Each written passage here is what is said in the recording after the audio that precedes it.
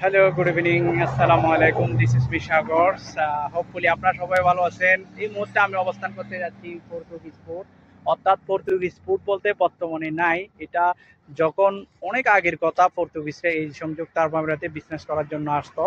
তো এই জায়গায় এরা মূলত বিজনেসের জন্য বা কেন্দ্রবিন্দু স্থান ছিল যে এই জায়গাটা আমাদের চট্টগ্রামে যেহেতু পর্তুগিজরা আসতো, আমরা শুনেছি অনেকের কাছ থেকে।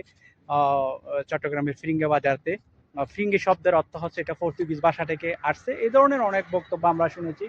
তো আসলে পর্তুগিজরা এই জায়গার মধ্যে আসতো বিজনেস করার জন্য। হয়তো অনেকে আসলে সংযুক্ত আরব আমিরাতে থাকলেও এটা দেখছেন কিনা আমি জানি না। খুব সুন্দর একটা আহ, স্মৃতি, যেহেতু সংযুক্ত আরব আমিরাতের মধ্যে আমি বিভিন্ন জায়গায় ভিজিট করেছি। তবে এরা এদের আদিগুলাকে খুব সুন্দরভাবে সংরক্ষিত করে রেখেছে আগামী প্রজন্মের জন্য। এটা একটা ভালো উদ্যোগ, ভালো কাজ।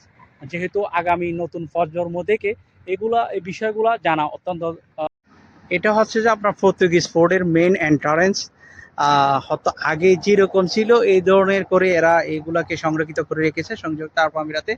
আর দেখতে পাচ্ছেন এখানে হারিকেন, হারিকেন দিয়ে সব চারিদিকে আপনার খুব একটা সুন্দর করে হারিকেনের ভিতরে বাল্ব দিয়ে সাজিয়ে রেখেছে। হারিকেন অবশ্যই সবার পরিচিত একটা জিনিস, যেহেতু আগে যখন বিদ্যুৎ ছিল না, আমি নিজেও লেখাপড়া করেছি এই হারিকেন দিয়ে।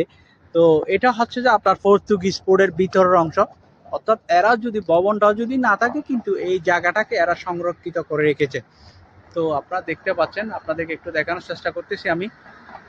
এই ধরনের আসলে আদি যুগের যে বা এদের বিজনেসের এগুলো যদি সংরক্ষিত করে রাখে আগামী প্রজন্মের জন্য, একটা আমি ভালো উদ্যোগ হিসাবে মনে করি। এটা হচ্ছে যে বাউন্ডারি, পর্তুগিজ পোর্টের বাউন্ডারি অনেক বড় এরিয়া।